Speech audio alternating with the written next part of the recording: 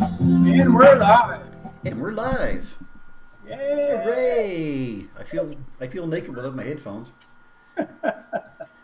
We'll see how this works Oh, out. thank God. Huh? Nothing. Nothing at all. You can't hide your spot yours now. Okay. Good evening, everybody. Hopefully you can hear me out there okay in Facebook and YouTube land. I'm just trying a new mic here and a new set of speakers. Anyway, yeah, okay. So, hey, good evening, everybody, and welcome back to our Sunday night offering of Astronomy Outreach, the Sunday Night Astronomy Show. Hooray! Yay! He hears an echo. Oh, somebody hears an echo. My name is Chris Curran of Astronomy by the Bay. I'm a member of the Royal Astronomical Society of Canada here in St. John. And first of all, I'd like to welcome back our regular co-host, fellow RASC member, Mr. Paul Owen from the PFO, or from the Moonshot Observatory. I told you I wasn't feeling good this week. Ho-ho! You got your coasters mixed up. From the Moonshot Observatory in Hampton, New Brunswick. Hey, Paul. That's what you mean. My other fellow RASC member, Mike Powell from the PFO Observatory here in St. John. Hey, Mike. You got it this time. Good evening, everybody. Okay, on tonight's episode of the Sunday Night Astronomy Show, we're going to continue with our new format. We have 6 topics to cover tonight. Well, we have our photos, which makes it 7, I guess. And, so anyway, we've suggested that our gearbox segment now would be mostly reviews on equipment. On tonight's gearbox talk, Mike is going to offer his thoughts on the Colossal Eyepiece. No, we're not. We're not. We're doing the Alt-Az mount. Mike's going to give us his thoughts on the Alt-Az mount. Mike lost his Colossal Eyepiece presentation. What's that? He had an alternative as opposed to... Yeah, Yes. as opposed to, yeah. The delete button works well, unfortunately. Okay. Anyway, so Mike's going to give us his talk on the Alt-Az mounts tonight. On Paul's astrophotography tip of the week, he'll discuss the Star Exterminator. The Star Exterminator. Take them away. I'll be back. I'll be back. They'll be back. Turn my speaker up a bit. I can hear you guys. That's great, Mike. I'm going to use that. And it's the newest way to remove stars from your image. And then Vinyl Bud will be back with another target. This week he'll introduce the question mark. Question mark? And, after that. Oh, my topic? That sounded like a question. I'm a little off my game tonight. And Paul will return with another interesting Rosanna's fun facts as well. I'll be offering another Astronomy in 5 minutes segment. This is the second part of our discussion around the moon. I thought it was going to be the end part, but there's so much to talk about tonight, I have to move it to 3 to make it a part 3 next week. So we'll talk about part 3 next week. And also we're going to have a look at what's in store in the night sky for the week. And of course we'll have all your wonderful photo submissions to share, which I've only got a few of because the weather hasn't been cooperating. So Yeah. understand that. No issue at all. So sit back and grab your favorite beverage or snack and enjoy. And remember, this is a family-friendly live broadcast. So if you have questions about the night sky or astronomy in general, just let us know and we'll be happy to try to answer them here for you. So I guess volume is okay. There's no comments on that except from my son commenting earlier. Not going to listen to him. Here's a question for you, Chris. If you drove into the gas giant Saturn because it's gas, would you hit a solid core? You wouldn't have to fill up because it's gas. Eventually, we think you would hit a solid core. We believe there is a solid core in the center of Saturn, but the pressure would crush you long before you ever had the opportunity to reach the center. Mm-hmm. Assuming you could get there at all, I guess. So it is gas giant. They're gas giants, but the gas giants, like our sun, have a core. Our sun doesn't have a solid core, but they have a core that could be, it may be part solid, part molten, actually, like our core is. Our core is iron, but their cores are much larger, and they're under a lot more pressure, of course, because of the size of the body, right? But if you skim through the cloud tops and out the other side, you could. As long as you didn't try to go right through the middle. There you go. There you go. All right. That was a good question. Hey, yeah, it was. Yeah. Caught me right off guard. Hopefully There I you answered go. it right. Well, if I didn't answer it right, I'll delete the show at the end here and you won't see this episode at all. I've been called out a few times, rightly so. You're a little echoey, Chris, and low volume, Mike says. Okay, so low volume. I think I can fix that part. Turn your speakers up, Mike. Yeah. Little echoey, probably because of the room I'm in right now. We'll try this anyway. Any better? Hopefully. Okay. Yeah. Let's get into our talk tonight because we're already at 8:07. So first up, I guess we're going to look at what's up in the night sky this week. So yeah, what's up in the night sky? Clouds, snow. Probably not a whole lot really to talk about, but I'll talk about it anyway because not everybody's from here, which is kind of good too. So let's go to. I'll share my screen. Oh, share button. Boy, I'm really off my game. Okay. Oh, why did I drag it way over there? Here, this one. There it is. There, that's the right one. Yay! Okay. We're going to go with this talk. Okay, so we'll start from the beginning. It's a good spot to start from. There it is. There, okay, we're good. What up? Nice cluster. That's the cluster I took with my cell phone. Oh, wow. That's awesome. M13. Isn't that something? With my cell awesome. phone on my little 3-inch refractor telescope. That was turned out great. a 4-second exposure. Wow. Crazy, huh? Yeah. Yeah. Of course, I haven't seen M13, I don't think, all summer, but okay, we're going to go from here. Here we go. Okay, so there isn't a whole lot actually happening this week within the solar system. There's all kinds of happening up there, of course, but I picked out the things that I could find anyway. So Tuesday, November 30th, we have Ganymede transit of Jupiter.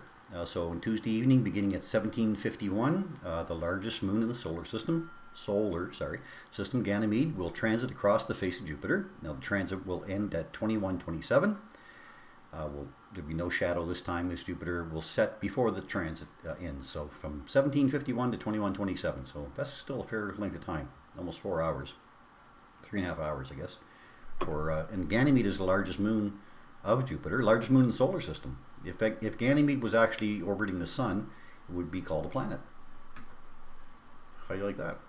I like it. Yeah. Okay. There you go. All right, and then Thursday again, we've got the thin crescent moon and Mars in the morning sky. Mars is going to be really tough to get because Mars is a long way away from us at the moment. But the moon will join Mars in the early morning sky on Thursday. It'll be difficult to spot naked eye due to the approaching sunrise, but binoculars will help you. So that's about the only thing we have in the morning sky right at the moment. But things are going to change here soon. With this one, I guess, probably first. So Friday, December 3rd, comet A1 Leonard, which is that comet that we're hoping to call the Christmas comet. We'll see on Friday morning.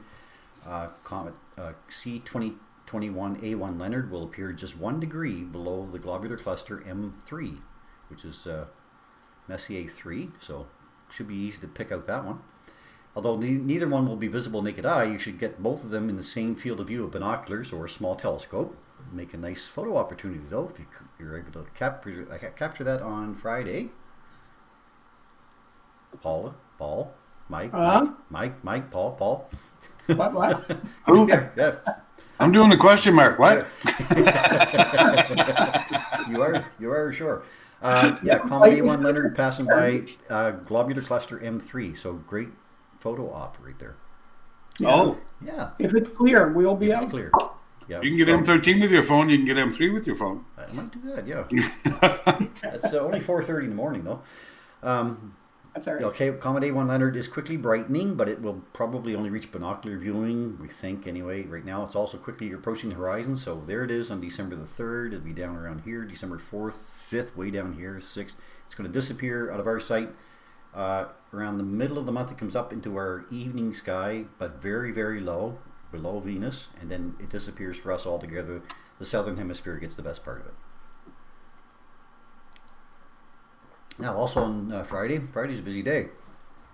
We've got Venus at its brightest. So the planet Venus will appear at its, not its brightest, its brightest. Wow, I had to go through this stuff. On the evenings around December the 3rd. Now, it doesn't have to be just December 3rd, but the brightest will be then. This is not because the planet is at its closest approach to us, or that it's showing most of its disk. It's simply that its place in the night sky in relation to our planet and the Sun. So when Venus is near superior conjunction, its disk is almost fully illuminated. That's on the other side of the Sun. But since it's on the other side of the Sun, it appears very small. Now when Venus is closest to us, at inferior conjunction between us and the Sun, Venus appears larger, but less of the disk is actually illuminated. Now Venus needs to be either 36 days before or after superior conjunction to be at its brightest. And that date this time is December the 3rd. So that's what we'll get looking west, evening sky. And it's very bright now anyway, Venus, so it'll be hard to tell whether it's 3.7 or 3.8. Main thing is, I guess, gets you to look up, so that's what it's all about. Yeah. Now, Saturday, December 4th, our new moon, which is this phase over here, of course, is perigee. So it's at its new phase at 3:43 a.m. It's at its closest approach to us in its orbit on Saturday. It results usually in larger than normal tides, and it's the closest lunar perigee of the year. Saturday, December 4th, also our monthly meeting at the St. John Astronomy Club. Now, members of the St. John Astronomy Club will meet at 7 p.m. on Saturday via Zoom for our regular monthly meeting. The meetings usually consist of discussions around the night sky and equipment. How do you become a member? Ask to join a meeting. That's all it takes. All are invited to attend. So you go to sjastronomy.ca. Under the third main topic on the page, just send a message to Meg, that's her name, for the link to the meeting. And you're more than welcome to join us. Sunday now, December the 5th, Io in the shadow transit. So Sunday, actually it happens tonight too. I didn't put tonight because I knew people would want to watch the show instead. So Io, I didn't want to tease people, see. Io will transit across the face of Jupiter from 1958 to 2214. Jupiter sets at 2226, so it will be difficult or near impossible to see the complete transit. But Io's shadow will appear on the planet beginning at 2113 and will be directly above the Great Red Spot at approximately 2138. So you're saying SNAS occults Jupiter? Pardon me? SNAS occults Jupiter. SNAS occults Jupiter. Yes, it does. It would eclipse it. Yes. Okay, took me a minute. I got it. I think it would eclipse it. Or eclipse it. There we go. Always. You might not get to see the shadow finish either because of the fact that Jupiter will have set. All this week, the ISS is in our evening sky. So if you haven't seen the International Space Station or your kids haven't seen it, great thing to do. Take them outside, take a look up. These are all the times that are for St. John, New Brunswick. We'll be making a number of evening passes all week. Look for the lowest brightness or magnitude, which is this category here.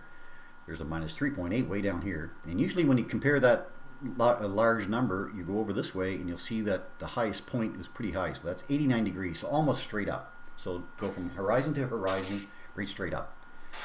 There'll be the brightest passes. The brightest are usually nearly overhead. This is from heavensabove.com. So this is a sample pass on December the 6th. There we go, right over to St. John. Look at that, 1741, so 541 over Hudson Bay, just about, and then by 547, it's about 400 kilometers off the coast of Nova Scotia. If you choose this site, Heavens Above, first set your location in the top right corner, and then click Update, then choose ISS for the passes over your area, and there's lots of apps as well to carry you through it. And as I always suggest, go to Lisa's Look Up, Astronomy and More. She has this pinned to the top of her page. This is the remaining events that are here for November, including the moon at apogee we mentioned. And the These are her events for December, and she's concentrated on Comet Leonard here, which we're really hopeful for. So any of these red ones are where Comet Leonard is expected to be on those particular dates. She lists the event date here. The next column is the time that you'd want to go and take a look at it, and then she has 3 columns with eyeballs, binoculars, and telescope, so what you can see it with. And you can find her at Ruby Moon Beams on Instagram, Facebook, and Twitter. So that's about this week. All right. Awesome. Lots going on if the sky's clear. If the sky's I don't clear, know, there's a lot of people on from a lot of different areas tonight, so hopefully they're going to have clear skies and be able to see some of these events that are going to happen. That would be wonderful. let's hope. Yeah, Yeah. we can all hope. We all need it. Oh, we need it for sure. As we approach the longest day or longest night of the year, too. The shortest day, I guess. But I just saw that. oh, Receive new the last telescope. okay. What's up is done. They're going to go to the gearbox, I guess, next. That'll be Mr. Mike. Alrighty. Hopefully we have the right screen here. You do. We do. So our gearbox talk this week is going to be on, quickly, alt-as mounts, just in general. Not a specific type, not a specific, brand name or anything. Just what is an alt-as mount? And basically, you can see there, they move side to side and up and down. So, alt-as mounts there are basically two rotations of axis. One is horizontal, one is vertical. Vertical axis in the mount deals with the altitude, aka elevation, the angle of degrees in the observed object from the horizon. The horizon axis relates to the azimuth, the AZ, the horizontal angle in degrees in respect to the direction of the object, rotating from north to east to south to west, and so on, right around in a circle. So you either get up and down or rotate around. And then quickly, I just wanted to put in what are the pros and cons of an alt-as mount. So on the pro side, alt-as mounts are simple to use, generally cheaper than equatorials. This is the advantage when you find these mounts in kids' telescopes and beginner telescopes. Unfortunately, they're a little bit on the flimsy side, but they're an economical beast to buy.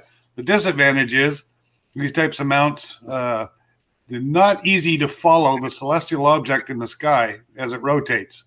A manual alt mount requires different rates of rotation on both axes to keep it in the eyepiece. There are 2 main variations of the mount. One is called a ball mount, and the other is called a socket mount or rocker mount. So here is an example of a ball and socket mount here and here. Someone's taken a bowling ball, set it in a coffee cup, and made basically an alt-as mount out of it. And there's a lot more of that type of mount out there than you would actually think. These ones, like the top one, what a lot of people have done is they take the like a basketball or a beach ball, and they wrap it in fiberglass, let it harden, and then they break the ball on the inside and finish making the mount from there. And it's just a big version of, say, the Astro. It's Edmund Scientific Astroscan mount, just a larger version. Yeah. Right? Yeah. The rocker style is basically like a knob. It rocks back and forth and it rotates. And believe it or not, you can have a 2-arm rocker mount like this one up on the top, or a single-arm rocker mount like this one up on top. So that's the 2 styles. You either get a rocker style or a ball and socket style. I like the ball and socket style. I think that's pretty cool. Yeah, they're nice. Just to show you how long it's been around, the ball and socket style, this is a replica of Newton's second reflecting telescope, which he presented to the Royal Society in 1672. And look at that. It's a rocker style, or ball style. Isn't that neat? Ball and socket. So it's not something new. Explore Scientific, I just wanted to put up my pick, what I think is a good average alt-as mount that's out there today without getting expensive and without going cheap. I found this Explore Scientific Twilight alt-as mount to be probably the single best purchase you can get for the price. It'll handle up to an 8-inch optical tube and still be pretty steady. It's good quality. It's not cheap.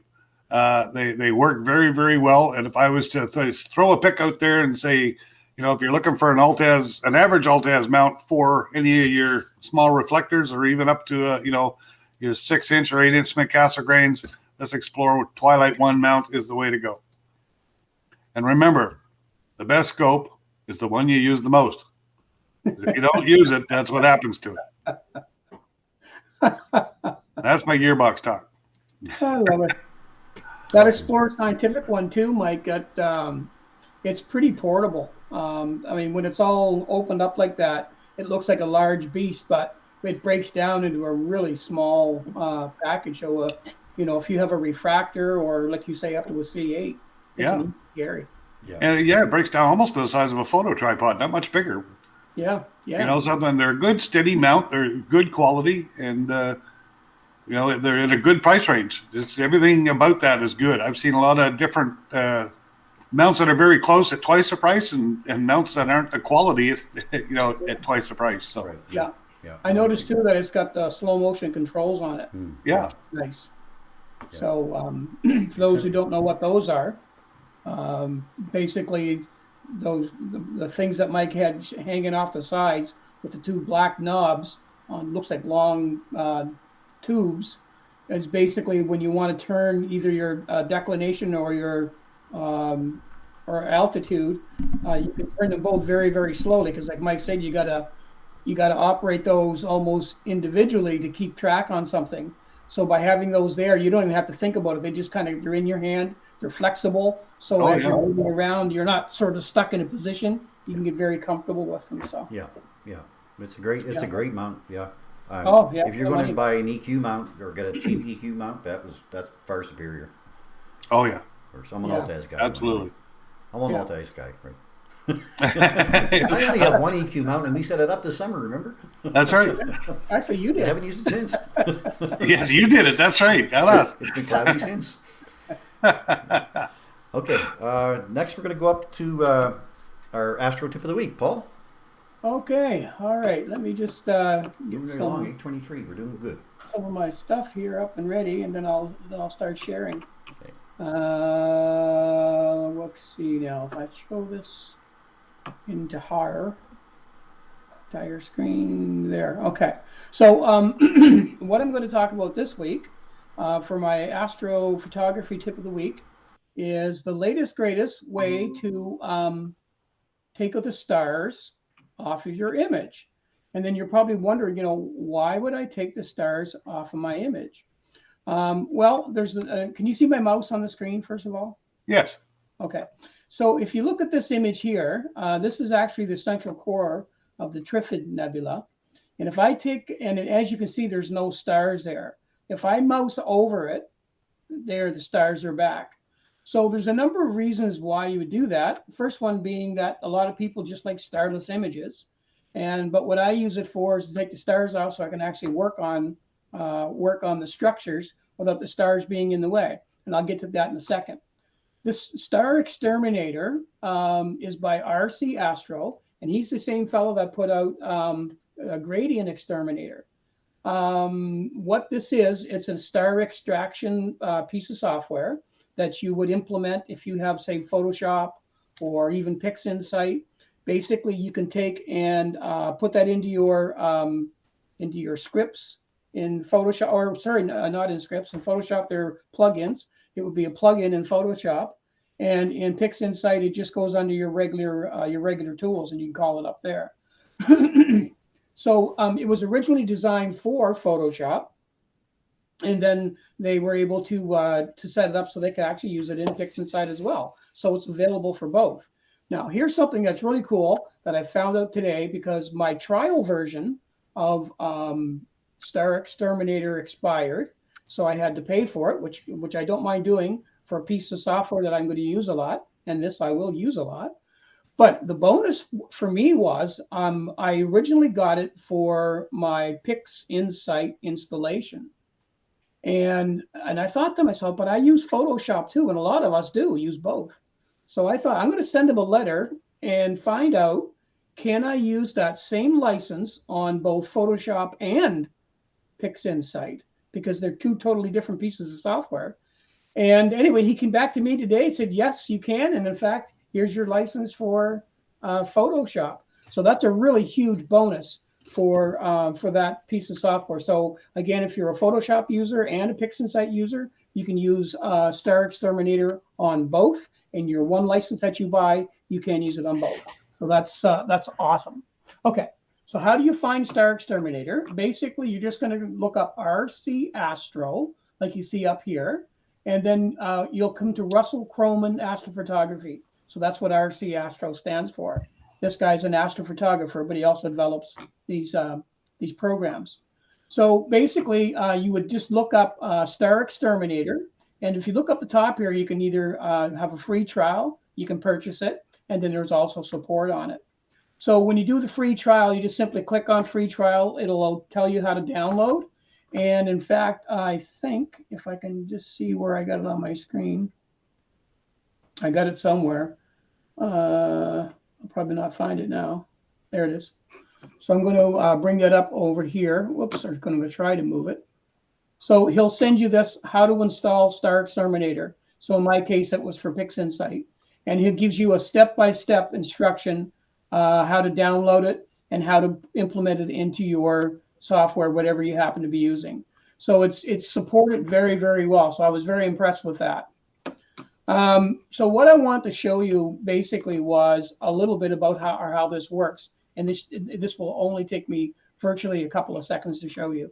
So let me just close this for the time being. And I'm going to stop sharing for a moment. And then I'm going to open up this other screen that I have to share on. And that will be this one, hopefully. And share. And then hopefully I can bring up. Can I hide that so I can see my. There we are. Okay, can you see that screen? Yes. Okay, so basically what you're looking at here is Malat 15, which is in the Heart Nebula, the heart of the heart. And this over here is the stars that I took off of it. And what amazes me about this is the stars came off in full color, just like that. So if you want to work on your stars separately, you can absolutely do it. And then if you want to work on your core separately, you can absolutely, or your structure, sorry, absolutely you can do it. And that's kind of what I do. So I'll take and I'll strip the stars off. And it's a very simple process. You simply just go to, I'm not going to do it because I've already done it, but I just want to show you where to get it. So you go to all processes, Star Exterminator, this will come up. And it's very simple. There's just two buttons. Do you want to generate a star image? Of course you do. And you can either do it in linear or nonlinear. Now, they recommend that you do this as early on as you can. So if you want to do it in linear state, and what I mean by linear is before you actually stretch your image permanently, you're in linear mode. You can actually click that on, and then you can take the stars out in that mode. If you want to wait and take the stars out after you've already stretched your image, like you would in Photoshop, because as soon as you start looking for your stars, you're automatically stretching. You can simply click on, before you do that, you can do linear, which you can do it before you stretch, or leave it unchecked, and then you can take the stars out after you stretch, which is what I've done here because this image already has the stars removed. The other advantage of this Star Exterminator that I really, really like is you can actually make star masks from the stripped stars out of your image. So if you want to put the stars back in, but yet you still need to do star masks for a number of reasons that you'll need star masks, you can actually just simply take, like if I got this clicked, I can just click and take, there we go. Now I have a star mask that's made. This is basically the lightness taken off of these colored stars. So I can actually put that aside. I can call that identifier, call that star mask. And now I've got a star mask all set and ready to go. I'll just tuck it aside. And whenever I want to use it, I now have a star mask. Look how much time that took. A flick of a button. So basically that's it. So once you've got everything all done that you want to do with your image, then if you want to put it back together, and I'll just show you quickly how that would work. So you can see the image without with stars. I'm just going to use a little pixel math here. So I'm going to take, that's image 16 ABE. So that one, and plus, and such, the other one should be image 16 ABE stars 1 there. That's all you do. Just find the two things. Simply put them in the pixel map. All you're doing is taking this picture plus this picture. Hit OK, and then I just click the button, and there, my stars are back. So that's what the image looked like before the stars, and you saw what it looked like after the stars. So what I find with it was when you take the stars out, there are very, very, very few artifacts, if any, even on some of the larger stars. It does an extremely good job at removing stars. So again, for creating star masks, for taking and creating starless images, or for creating or allowing you to work on structures without the stars, so that you can actually get right into your structures and not worry about doing any damage to your stars. And that, if I can find us again, is my astrophoto tip of the week. Awesome, Paul. That's incredible. It's a Wow. great program. Software. Yeah. Like, what do you believe anymore? What's real anymore?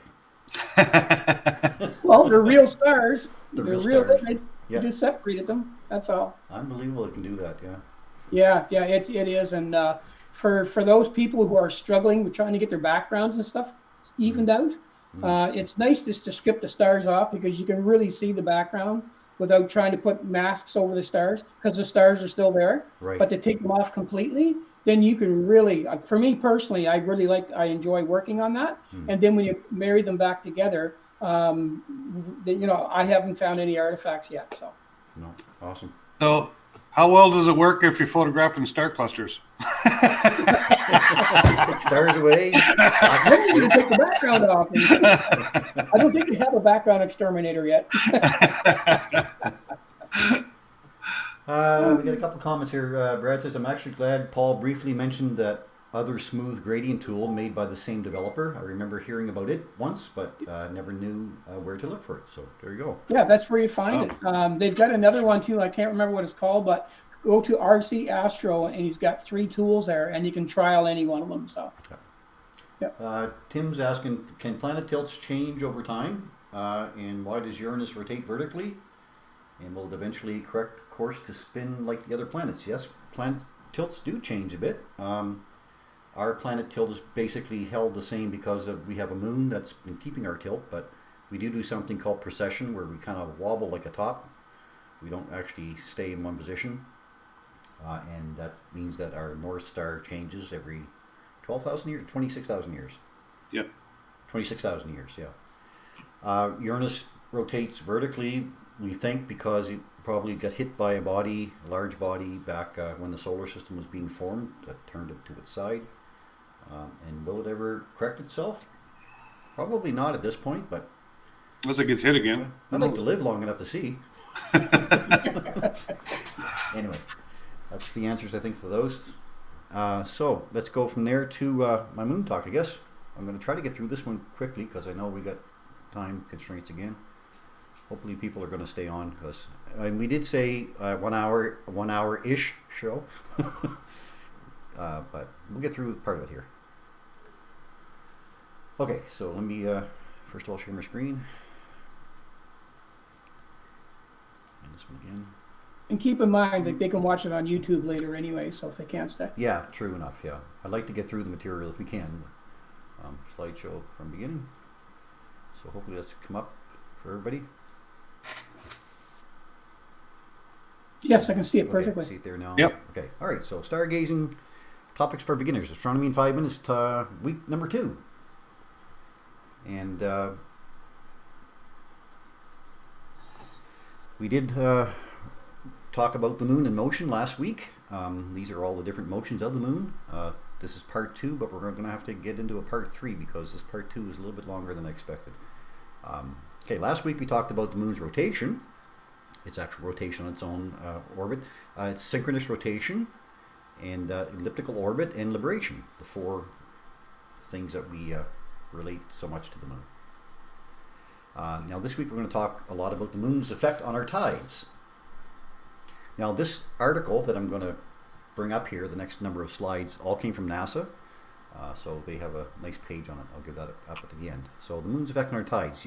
Now you walk along a beach, see shells, driftwood, and seaweed left by the retreating tides at your feet. Look up at the moon and you're seeing the main cause of the surge and retreat of oceans from our shores. As distant as the moon may seem, its gravitational pull on Earth plays a huge role in the formation of tides. And when you see the tide roll in or out, what you're really seeing is a cycle of small changes to the distribution of our planet's oceans. As the moon's gravity tugs at Earth, it shifts Earth's mass, distorting its shape ever so lightly into that of a football, elongated at the equator and shortened at the poles. Now this effect on the solid Earth can be detected by scientific instruments, but we can watch the same changes to Earth's oceans just by visiting the beach. It might seem strange that oceans would bulge on the side farthest from the moon as well as the side closest to us. This happens because the moon's gravity affects the entire Earth, pulling at every point on our planet. The strongest pull occurs on the points closest to the moon and the weakest on the points farthest away, but every bit of water is affected. Now think about pouring a bucket of water out on a table. It's easier to slide the water around on the table rather than lift it directly upwards. When the moon's gravity pulls at Earth, the water doesn't float upward. It just gets pushed and squeezed around the globe, directed by both gravitational pull and other forces, until it ultimately ends up bulging out on the side closest to the moon and on the side farthest away. Now, as Earth rotates with this layer of water, its landmass passes through two bulges. These bulges are Earth's high tides. Most shorelines experience 2 high tides and 2 low tides per day. One high tide to high tide cycle, or low tide to low tide cycle, takes a little over 12 hours. Our observer sees the tide rises when passing through the bulges and fall when passing through the low points. Of course, in reality, the Earth isn't a smooth ball, so tides are also affected by the presence of continents, the shape of the Earth, the depth of the ocean in different locations, and more. The timing and heights of the tide near you will be affected by those additional elements. Now, can you predict the tides by following the path of the moon? Well, not really. First of all, because the moon is orbiting in the same direction as the Earth rotates, it takes extra time for any point on our planet to rotate and end up exactly below the moon. This means that high tide bulges are never directly lined up with the moon, but a little bit behind it. In addition, Earth isn't a perfect smooth sphere. The tides we actually see at our shores are affected by everything from the shape of the Earth's continents to wind and storms. To get a true estimate of the tides near you, you'll have to check the local tides forecast. Now, the moon is the biggest influence on Earth's tides because its proximity, but it isn't the only influence. The sun, of course, with about 27 million times the mass of the moon, is always the gorilla in the room when it comes to solar system equations. But it is a distant gorilla, about almost 400 times farther away than the moon, which gives it a little less than half of the moon's tide-generating force. Yet it still plays a major role. Now, twice a month, when the Earth, Sun, and Moon line up, their gravitational power combines to make exceptionally high tides where the bulges occur, called spring tides, as well as very low tides where the water has been displaced. About a week later, when the Sun and Moon are at right angles to each other, the Sun's gravitational pull works against the Moon's gravitational tug and partially cancels it out, creating the most moderate tides called neap tides. You can tell when a spring tide or neap tide is happening without being anywhere near the water. Spring tides always happen when the Moon is at full or new phase, which is when the Sun, Moon, and the Earth are in alignment. Now, neap tides occur around the first and last quarter phase of the Moon, when the Moon's orbit around Earth brings it perpendicular to the Sun. So that's tides. To wrap up about tides and how they affect our Earth. Now, next week, I'm going to try to get to both these topics: the lunar phases, why we see phases on the Earth, and why we see them, what we do in the places that we are, and then the changing distance to the Moon. The Moon, what's happening with the Moon, with its distance from Earth. And these are the places where you might want to go read that article if you do. It's moon.nasa.gov, mooninmotion/tides. And that's about it for this week. Very interesting. Awesome. There's a newbie friend of mine that I think he just got his telescope this week. Mike Burley, he's online tonight. So this is fantastic information for him. Good, great. Yeah. Right on. Yeah, we're going to get into that. Next week will be the final talk about, I could get into the moon's composition and stuff, but we'll talk about that on a later date. After this, we're going to talk more about alignment things, what's opposition, what's superior conjunction, inferior conjunction. Those kind of things will be topics. And then we're going to get into topics about constellations. Might even talk about Orion, the major constellation this part of the year. So anyway, okay, great. So we'll pass off that one. Karen Shoup says Saints Mary Bay of Fundy, resident here. Big tides. Is there a theory around the moon's gravitational pull on human brain fluid? I'm not sure. There's the full moon effect. Like a lot of nurses report that, weird things happen during a full moon kind of thing. Whether that's part of that same plan, I'm not sure. Good question. It is a good question. Yeah. It is. Yep. Good one to. Well, we'll do some research on that. We'll let you know here on a future episode, hopefully. Yeah. Okay. From there, we're going to go to Bino Bud. Whee. All right. He should be coming up. You are. All right. Well, new telescope. This will give them something to look at. So, binocular target of the week this week is the cosmic question mark. Things that make you go, So, it's a pretty big asterism in the shape of a mirrored question mark. It's best visible through finder scopes, binoculars, and small telescopes with low magnification. There are 5 stars that form Cetus' head. Take the lowest star and the star most right, draw a line between the two, and you will find the question mark. How do I find it in the sky? At 9 o'clock at night, if you went outside, oriented your body to 135 degrees southeast, look up. The easiest way I found is you can see the Pleiades. Everybody can find the Pleiades.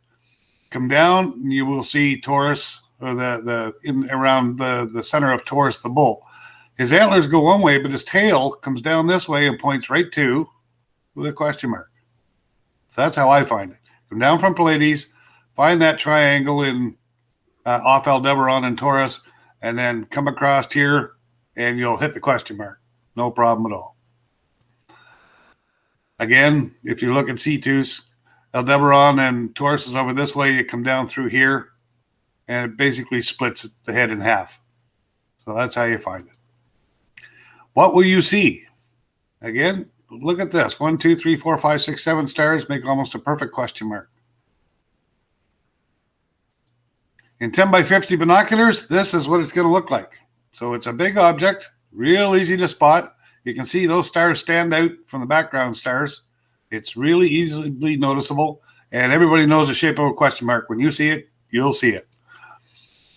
Compared to the full moon, it's probably 6 full moons in size, give or take, from one end to the other. So it's very easy to see in a pair of 10 by 50 binoculars. And then somewhere near Roswell, New Mexico in 1947, if you ask if we're there yet one more time, I'll swear I'll crash this thing myself. Now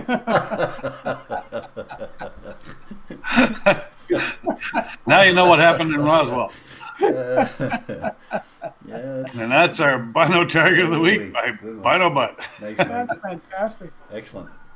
Yes. I want to let the audience know, too, that all these targets that Mike's bringing up, I know the Andromeda Galaxy, a few of them, but we haven't seen them either.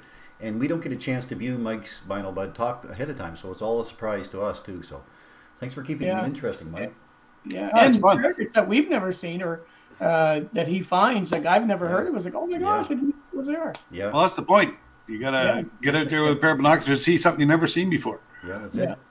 Yeah, absolutely. Now, there's a lot of stuff that's way too small for a pair of binoculars, but all of this stuff, I try to make sure that it's, a couple of full moons in size so you can definitely see it. You're bright enough to see, Yeah. Good stuff. Thanks, Mike.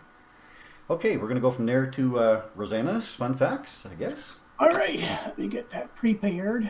And then we'll do some photos, and then... Yeah.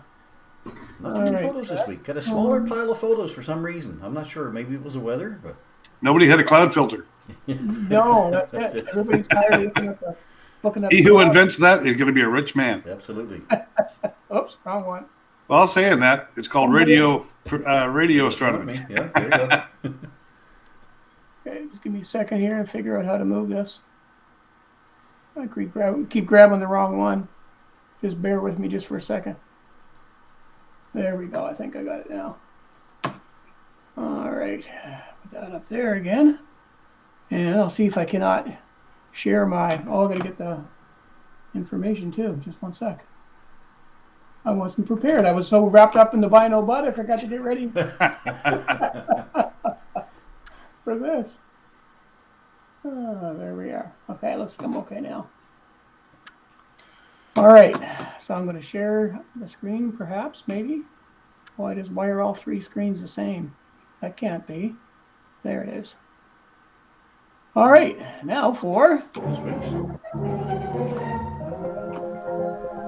Rosanna's Fun Fact. Yeah. Yay! Hello, Rosanna. Welcome back for another absolutely wonderful fun fact, as she always supplies to us. You know, it's before I get into this fun fact, I just want to say that there should be another square here for Rosanna, because she's just as much a part of this as everybody. Absolutely. Yeah, I 100%. can't get her to come online. But that's good. It's kind of like Charlie's Angels, where you never saw Charlie. Yeah. Right. Yeah. The word kind of We're Rosanna's not the angels, though. maybe the Three Stooges. Yeah, Rosanna's Stooges. Oh, man. Oh, anyway, so I had to say that. Okay. Well, this week, Rosanna writes, as we all hold our breath a little due to the news of yet another mutation of COVID arriving on the scene, more and more unknowns seem to daily cross our screens. It is constant changing of the facts that leaves the average person unsure and definitely unsettled. Your Honor, this is clearly a case of he said, she said, Alexa said. Making sense to our world has always been a challenge. If we could compress from time from 1608, when Galileo was grappling with psychedelic colors in the glass lenses of his telescope, and he thought it was always be thus, to Newton's prism work half a century later, to John Dolan's two-element lens, and then to our beginning of the creation of the spectroscope by Fraunhofer in 1814, if we compressed all that work and knowledge in just a year or two, we would be confused and unsettled. So again, you can see with the great advances in human inventions in the 15th century, the printing press, the 19th century, the light bulb, the 20th century space travel, and the 21st century TikTok. Yeah. That's too funny. Oh my goodness. So, to the influence of each history's scientists on their friends, peers, and show how some of the questions were not answered or answered incorrectly, led to yet another thought or development along similar lines or even vastly different lines by someone else. Now, like the ankle bone connecting to the leg bone, eventually Bunsen of Bunsen burner fame, he did not invent it, but perfected it, led to Kirchhoff's breakthrough in spectroscopy. I can have a hard time saying that That's word. a hard one. Yeah. Spectroscopy. Anyway, that word. Discovery that that each element had its own spectral fingerprint. So although in 1835, Auguste Comte, a French philosopher, made a categorical statement saying that he could see no reason why we might not one day be able to measure the distance of stars, their movements, sizes, and shapes, he felt it was self-evident that we would never know their chemical composition. There were a whole 2 centuries of other scientists who thought differently and never stopped seeking possibility of discovering what the sun, our big star, was made of, And just 2 years after Comte's death, Kirchhoff was making huge strides in doing just that, identifying the composition of the sun. Sometimes it is all sometimes is how an individual looks at something or looks differently at something. What if our first and most common view of Jupiter was this one? Now that's one that we don't see very often, eh? Yeah. Or what if we could see the ultraviolet spectrum, like the sun, like is the sun? Isn't that History is something? full of reasonable but wrong conclusions, or at times ironic discoveries. One of the most amazing was the discovery of helium, the only element to be discovered on the sun before it was ever discovered on Earth. The irony is that after hydrogen, helium is the second most common element in the entire universe. So length of time allows for easier acceptance of contradicting information or correction of scientific work. COVID would definitely be less confusing if we had known it about 100 years.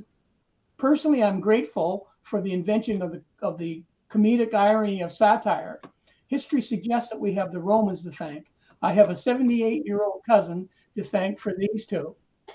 Things I hate: vandalism, irony, and lists. Oh my gosh. And that was... Oh, I forgot the Scottish variant. Fun fact. Oh, That's okay. We still got sorry, it. stop. I forgot the Scottish variant. At least you can hear it coming. Nice. Yes, That sir. was this week's. There we go. Rosanna's fun fact. Yay! Thank you, Rosanna. That's awesome. Thanks, I can't Rosanna. believe I forgot the Scottish variant. Oh, yeah. Yeah, that's good. Her stuff is so good. All timely for sure. It's timely and it's so interesting. I don't know where Yeah. she comes up with Yeah. it, but I'm so glad she does. She's a lot That's smarter than cool. the three of us put together. I think. The Stooges. So like I said, Let's do we're going to have to put another block here. Yeah, absolutely. Maybe we'll draw a picture of Rosanna and put it there. It's a little stick Have picture. her look. Yeah, that's all I can draw. Okay, just bear with me for a second. I'm going to get the photos ready to go. So we don't have too many to show tonight, but we got a few. So we'll go ahead and show them. Yeah. Entire screen. And this one.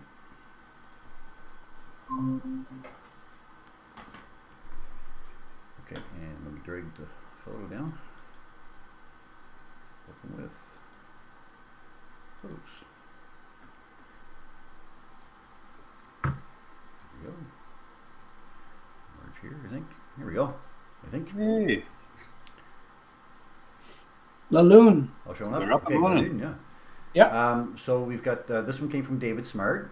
David says the picture was taken on the 21st of November with my SCT, a 6-inch a 6-inch SCT reducer, and the camera is in Canon EOS Rebel T3i, and the work was done in Photoshop. Nicely done. Well Very done. nice. Good work, Dave. Love the moon. Yeah, can never get tired of the moon. Next up, we've got Brad Perry. Brad says, hi Chris, just wanted to share a couple of photos from different points in November that I am pretty happy with. I also just wanted to say, as someone who is relatively new to Astronomy by the Bay Facebook page and Sunday night show, how much I enjoy all of what you guys are doing. It's a real joy to have found a community of folks in this area who share a love of the night sky. It's been a lovely addition to my feed. Thank you for that, Brad. Now details on two photos. First one is I actually had a Milky Way shot ID in mind that evening, but just as I was walking out the door, I saw that you were live on Facebook with the caption, "Look outside now." I definitely had to pick up the pace once I saw that awesome crescent moon Venus alignment sinking quickly. I also later went back in time in my Sky Guide app and learned that the Lagoon and Trifid Nebula are faintly visible in the upper part of the image. Yes, sir, they are. Yeah, In here. very nice. Nice job. Yeah, Well fantastic. done. So Isn't that it? was a Sony A6000, 135 millimeter, f2.3, ISO 1600, 32 by 1 second stacked for noise, 2-frame vertical panorama. Nice Wow. job. Nice Very job. nice. Very nice, Really Brad. nice. Great moon. Great air shine, eh? Yeah, Oh, yeah, awesome. yeah, beautiful. Yeah. And he's included this one as well. Oh, beautiful. Yeah, almost full moonrise and the lone pine, he says. This is this very distinct lone pine tree on the Fredericton North skyline. Now using photo pills. There we go. We talked about bringing a topic up on that sometime. Yeah. I've been trying to get a shot of the full moon rising perfectly behind or above it for about a year and a half now. Wow, good for you. It seems to line up with any realistic shooting locations in October and November. As you can see, my position was a little off and couldn't physically move far enough to correct the alignment, but I'm still happy with the resulting image. I would be happy with that as well. Very well Oh, done. yeah. Yeah, it's fantastic. Nice Nice job. shot.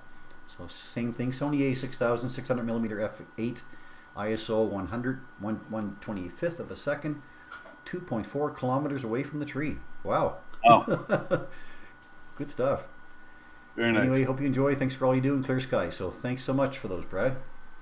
Yeah, and Appreciate a fantastic tenation staying at that for that long. Yeah, that's That's awesome. if you eventually get a clear sky or an opportunity. That's the other part. Yeah. Yeah. Waiting for the sky. That's true too. Kathy Adams sent these in. Hi, hi, Chris. It was double header. The moon on one side of my house in the morning and the sun on the other side. We'll show that in a second. Sun was behind some clouds, so not as clear, but still fun to shoot both of them. Hoping for clear skies again soon. We are too, Kathy. So great Very shot. nice. Nice Yeah. shots. And there's your sun capture. Yes, done. more spots. More spots. Love the More sun. spots, yeah. We're still hoping for more aurora. Keeping an eye on what's happening on the sun daily. Thank you, Kathy. Yeah, it's awesome. Harold Locke sent this one in. Harold says, "Hi, Chris. I think I captured the S in Orion's belt. Please let me know." And I'm sure it's there. I'm just looking here. I believe this is. Are these the three? Yeah, I think so. That's what I was looking at. Well, he's using 127 millimeter at 1500 millimeter. You catch the top of it, not the Yeah. like you wouldn't get the whole thing in a. No. Maybe It's not the whole thing. Okay. It's just zoomed in. It's a little too much. Yeah, But Okay. he saw the S is there for sure. Yeah. Part of it, Awesome. for sure. part of it. Yeah. Nice gear there too. Yeah. Yes, sir. EP6R, 127 millimeter telescope. Beautiful. Yeah. They're nice. Thanks, Harold. Thank you very. Yeah, awesome. Keep at it. Don't give up. Jamie, why not sent this one in?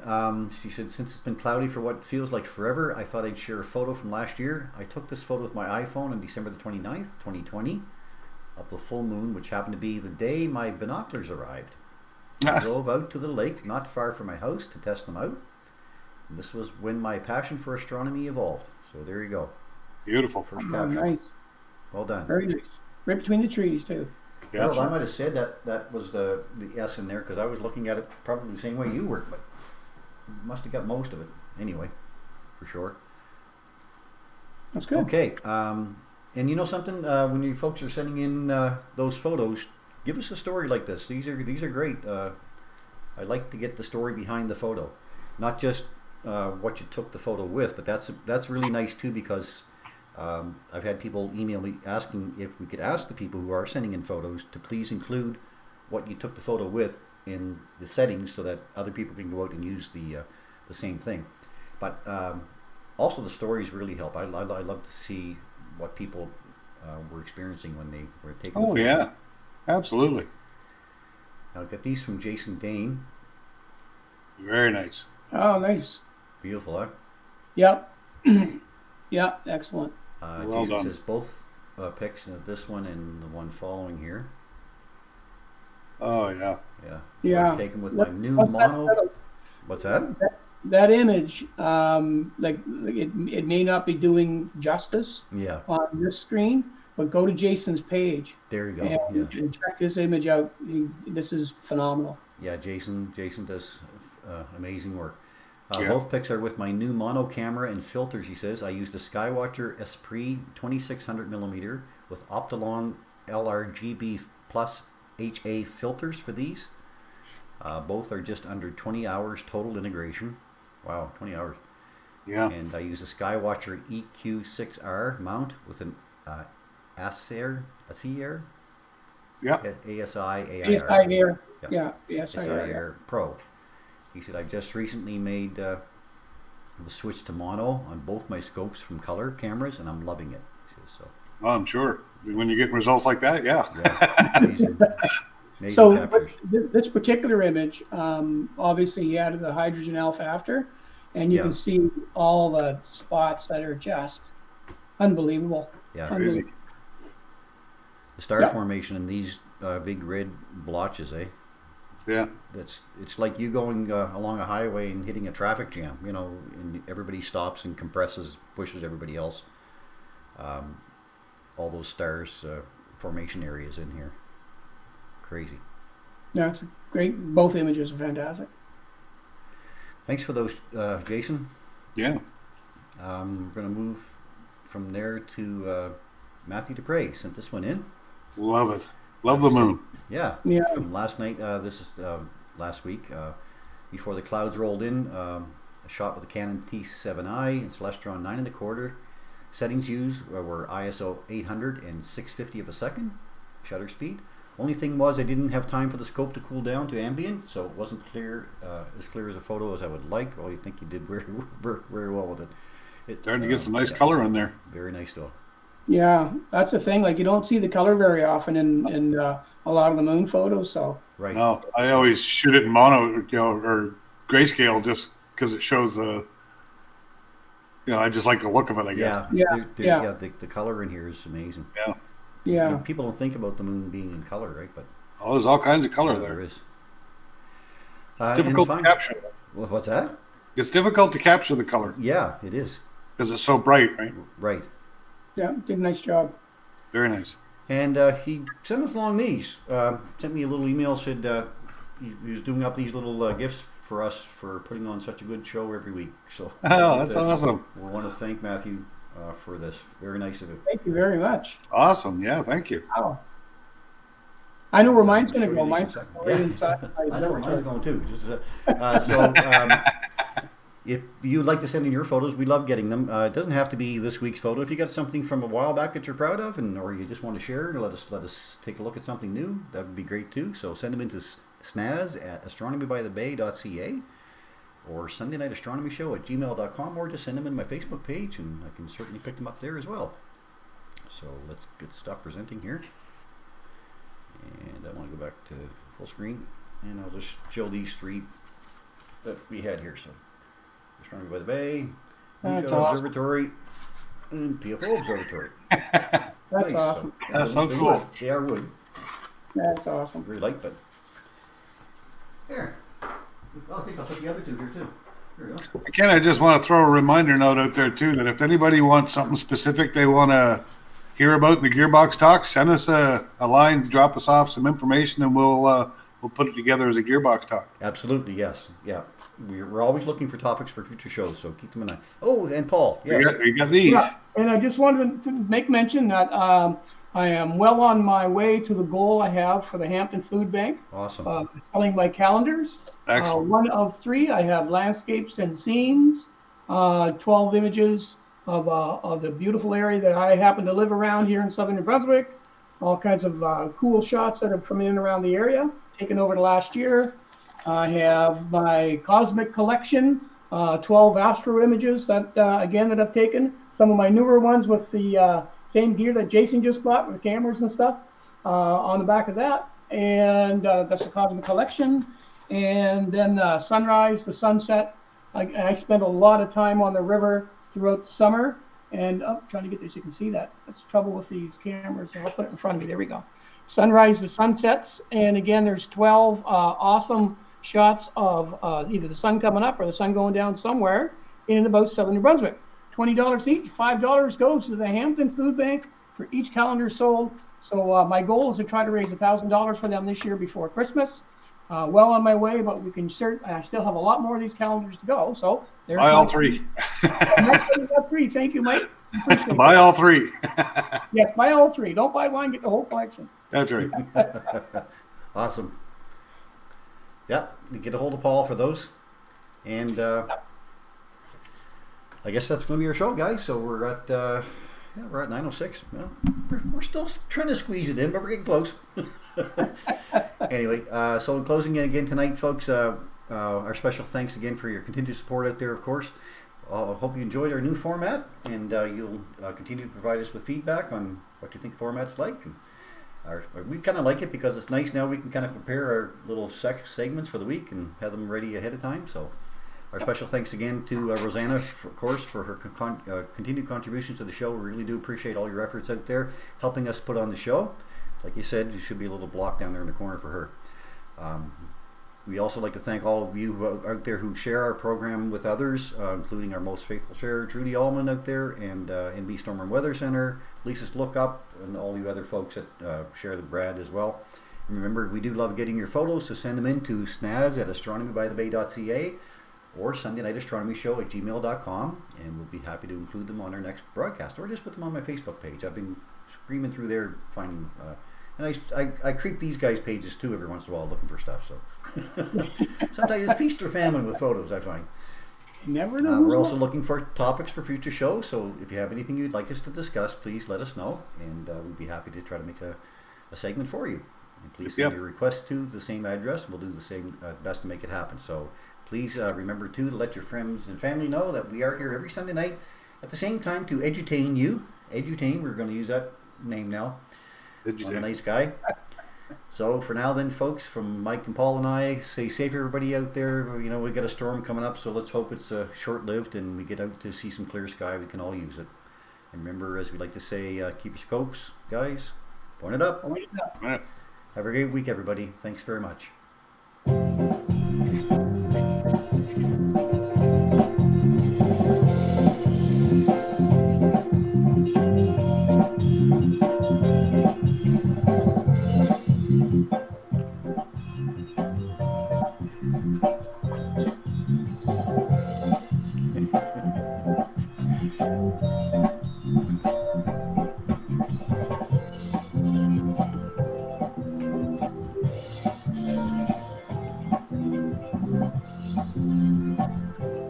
Good night, everybody. Have a great week.